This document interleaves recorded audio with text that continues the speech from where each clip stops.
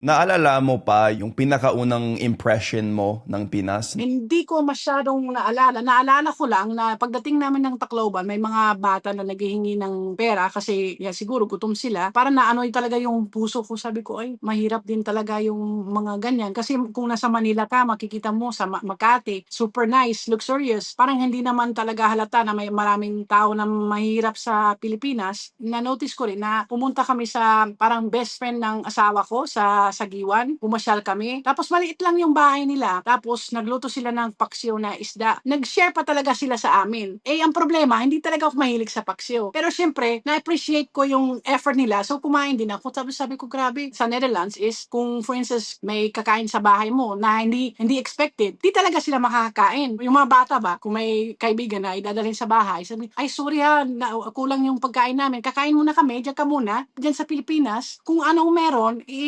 mag-share talaga, i-share nila sa'yo. Yan ang maganda. O yan ang parang isang lesson na iano ko rin sa mga anak ko.